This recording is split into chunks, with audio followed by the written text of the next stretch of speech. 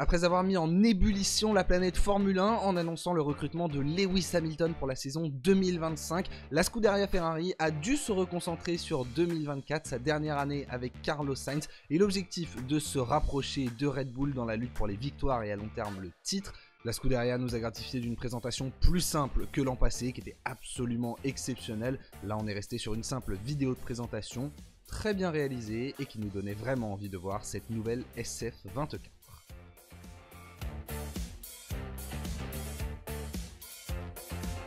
La voici, la nouvelle monture de Charles Leclerc et Carlos Sainz pour la saison 2024 de Formule 1. Et grosse surprise, elle est rouge. Bon, forcément, ça on s'y attendait un peu, mais ce que je trouve incroyable avec Ferrari, c'est que ça fait 70 ans qu'ils nous présentent des voitures rouges et que c'est à la fois celle que l'on attend le plus, qu'il y a toujours un renouvellement et que c'est à chaque fois la plus belle voiture de la grille. Avis très subjectif bien évidemment, mais je suis un immense fan des livrées Ferrari.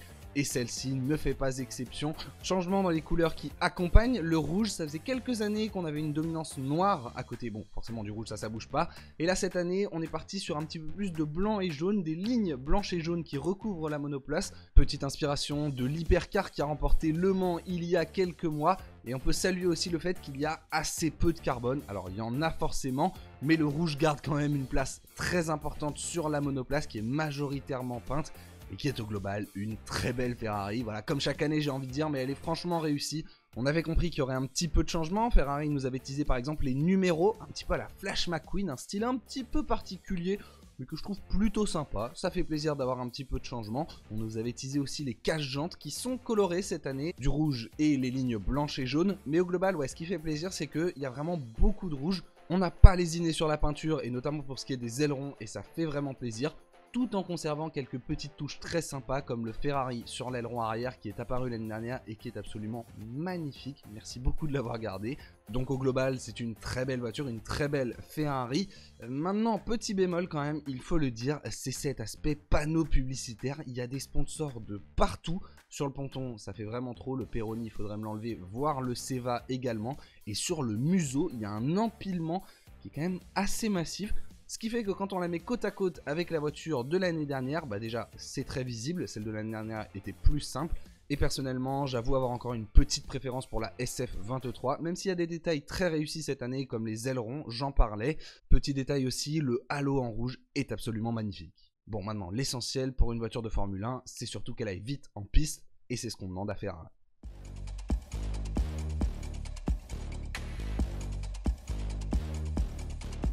Sur le plan technique, la SF24 marque une véritable évolution par rapport à la SF23 du début d'année dernière, mais dans la continuité de tout ce qu'on a vu tout au long de la saison 2023. En fait, Ferrari avait commencé sur la base de son concept avec les fameuses bassines qu'ils ont très vite abandonné. Un petit peu comme Mercedes, on a essayé en début d'une deuxième saison avant de très vite reconverger vers le concept Red Bull. Et c'est ce que traduit cette nouvelle monoplace avec des pontons assez massifs qui redescendent un petit peu plus sur l'arrière vers le capot moteur et qui sont surtout assez sculptés sur le dessous. Il y a eu un gros travail dans cette zone. Maintenant, ça n'empêche pas qu'on prenne certaines libertés. Voilà, on va pas que copier Red Bull, notamment avec la fameuse glissière dont on parlait hier chez Aston Martin, que l'on retrouve aussi dans une certaine mesure sur la Ferrari. On voit bien qu'il y a une petite redescente au milieu du ponton, direction l'arrière de la monoplace, mais la différence avec le concept 2022 par exemple, c'est que ça ne remonte pas à l'arrière. Dans cette zone de la monoplace, Ferrari continue d'arborer des ouïes de requin qui sont assez énormes. Alors il n'y en a que 4, mais les ouvertures sont assez grosses pour bien refroidir le moteur. Et puis justement, en parlant de refroidissement, il faut noter les entrées d'air qui sont assez immenses là pour le coup. J'ai l'impression que c'est vraiment le thème des présentations de cette année, mais la fameuse pelle de chez Red Bull est présente et elle est vraiment très grosse par rapport à ce qu'on a vu sur d'autres voitures, ce qui donne quand même l'impression que ces entrées d'air sont assez énormes. Et puis enfin, la dernière évolution, c'est celle de l'aileron avant. Alors là aussi, on était déjà passé l'année dernière sur un concept un petit peu plus proche de celui de Red Bull, avec un museau notamment accroché sur le deuxième plan horizontal de l'aileron, même si j'ai l'impression que ce museau a été élargi par rapport à l'année dernière sur la Ferrari. Il est assez imposant. Donc Ferrari continue dans la lignée de ses évolutions de la fin de saison dernière, où, ça tombe bien, il se rapprochait de Red Bull.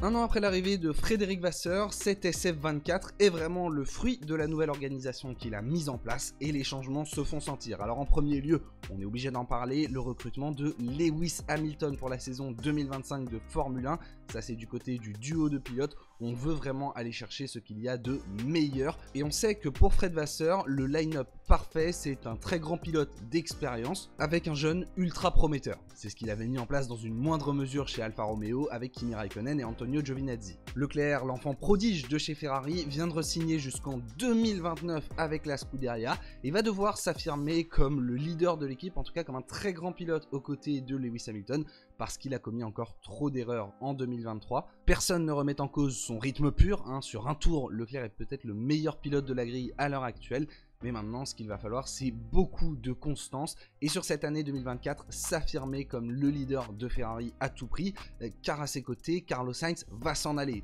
Donc s'il se fait battre par celui qui se fait remplacer, l'image serait quand même compliquée. Du côté de l'Espagnol, justement, puisqu'on en parle, il doit vraiment profiter de cette dernière saison avec Ferrari, une voiture qui devrait lui permettre de jouer les podiums et on l'espère occasionnellement les victoires. Il doit en profiter pour étoffer son palmarès parce qu'il n'a aucune garantie d'être dans un top team l'année prochaine. Et justement, c'est pour cela aussi qu'il doit performer pour montrer qu'il est un bon pilote de Formule 1, ce dont personne ne doute, mais surtout convaincre une grande écurie de le recruter pour 2025. On sait qu'il y aura des places libres, il y en a déjà une chez Mercedes, il y en aura peut-être une chez Red Bull, et après sur le plus long terme, il y aura des projets à construire, notamment du côté de chez Audi. On sait que le profil de l'Espagnol est intéressant pour la marque allemande. Maintenant, dans les médias, Sainz doit juste profiter d'une dernière année avec Ferrari, qu'il attaque comme il avait attaqué 2020 avec McLaren. On vous le rappelle, quand il avait signé chez Ferrari, on était en pleine période Covid et la saison n'avait pas encore commencé, ce qui ne l'avait pas empêché de produire une très bonne année avec McLaren. C'est donc tout le mal qu'on lui souhaite en 2024. Du côté de l'écurie, l'objectif est forcément de se rapprocher de Red Bull. On se souvient qu'en fin de saison dernière, Ferrari était revenu assez fort, s'imposant clairement comme la deuxième force du plateau, quand McLaren n'était pas là, mais bref, ils étaient à la bagarre en haut, aux avant-postes, et l'objectif cette année, ça va être de continuer sur cette dynamique, d'aller chercher de nouveau le titre de vice-champion du monde. Red Bull semble encore un peu loin, mais forcément, on ne peut pas démarrer une saison sans se dire qu'on va aller les chercher, donc oui, il faut essayer d'aller titiller Red Bull. Maintenant pour Ferrari, les objectifs sont aussi à plus long terme. Le but est de s'inscrire dans quelques années comme l'écurie de référence, retrouver ce statut. On pense forcément au changement de réglementation en 2026 avec des nouveaux moteurs. On sait que normalement, sur le papier, le moteur c'est la spécialité de chez Ferrari, donc forcément qu'on regarde ce changement de réglementation avec attention. Maintenant d'ici là, il y a 2 saisons à boucler, avec donc l'idée de continuer sur cette dynamique, et notamment sur le plan opérationnel, il y a eu beaucoup moins d'erreurs, que ce soit de stratégie, d'arrêt au stand ou quoi en 2023, il faut continuer ainsi. La SF24 est donc porteuse d'espoir, c'est peut-être elle qui a le plus de chances de s'approcher de Red Bull, et rien que pour cela, dès Bahreïn, tout le monde aura les yeux rivés sur la voiture rouge.